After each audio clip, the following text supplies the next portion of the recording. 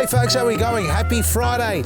Now, I did a live feed the other day and I did mention I was going to show you my standard roses because they're due for a prune. They're molting. See, they've lost a lot of petals there, or the flowers are finishing and starting to fall. This is what they look like when they're complete. And I know all of you know what a rose looks like and what it looks like when it's finished flowering. And I did mention to you, I'm not going to go into detail now, but I did mention to you about pruning them, and it's not just doing this. All these sort of things like that. That's not pruning a rose after its first flush of flowers. This is what you want to do with it over here. This is pretty much a finished thing. You can go a little bit more. I don't like seeing the stems sticking out like that. I like to take them just below, like that there, just below the foliage line. That brings them on. This is what sort of growth you'll get. Now, black spot. We mentioned black spot. You can use milk and water 50-50 to spray it on. You can use eco fungicide. You can make your own if you like with the milk, as I said. Spray that on your roses, but you shouldn't have to do that. Now, this is one that I didn't feed. And if you can see the difference, and we've mentioned this already again, black spots, see that? Malnourished plant, light colour leaf green. Go outside and check out your roses and see what colour leaf they are, green that is. If they are that colour green, light green, or sort of an olivey green, that's lacking nutrients. You need to put this little fella there, Black Grit, Eco Boost and Liquid Gold. If you don't try it, you're not going to know. The only way you're going to appreciate the quality of these products is by trying it on your plants. And it's not just for roses, it's for everything. See the difference in colours? There you can see. Not a single black spot anywhere on any of the other plants there. You can see how dark green they are, and that's what you need to do with your roses. If you haven't got that dark green foliage, you're not going to get the beautiful flowers. Well, you will, but not as many as I've been getting here, and you probably get a little bit of black spot and yellowing off on the leaves like that there too, folks. Look after them. Black Grit, Eco Boost, Liquid Gold. Now, we also got a question about tomatoes. Let's go and check out mine. These are my tomatoes here, folks. I've been pruning them up and I'm just finishing the tying up. 2 litres. I leave 2 litres on my plants. I don't do any more than that. Well, when I get to the top here, I'll probably leave 3 or 4 on them, but I don't want them to grow into each other. I want to be able to get in here and control them. So it's not about the quantity of tomatoes, even though, you know, look, what have I got here? 20 plants and there's another 20 on the other side. If I get 20 tomatoes, and these are the big ones, we're talking half a kilo, 1 kilo plus, 20 tomatoes on each one, that's half a ton. That's a lot of tomatoes. So I don't need a lot of runners growing out there. Now, the topic before, when I mentioned to you, we had someone asking about their plants. A couple of things here I want to talk about, but the one in particular was they got yellowing in the center of the leaves, in the hearts, in actual fact. If I can just show you one, I can't here because everything's really healthy. Do you want to come over this way? Have a look at this. It's basically where this leaf comes into and it forks out together.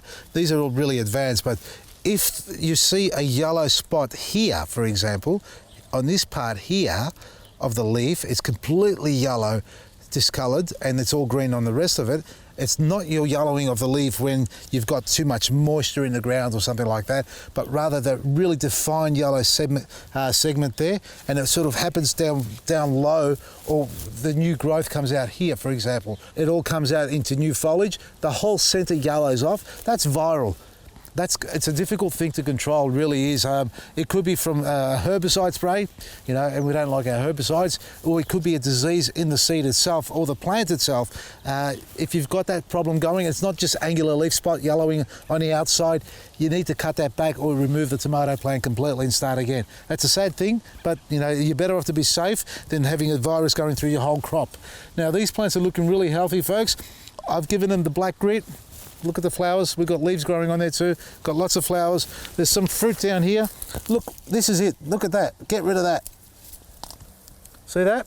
That's sitting on the ground, hitting the moisture, and that's affecting that leaf there. So get rid of all these bottom leaves like that, and that's what you need to do. So that tomato set fruit beautifully.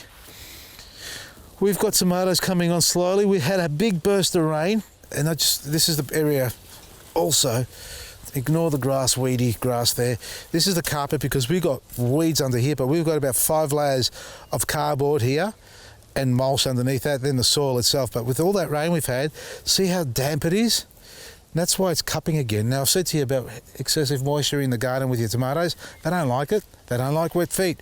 And I've got ones over the other side that are really wet, but they've come good. They're starting to come good as the weather warms up. But this rain we've had, it's causing a lot of moisture. So if it rains, check your soil for moisture.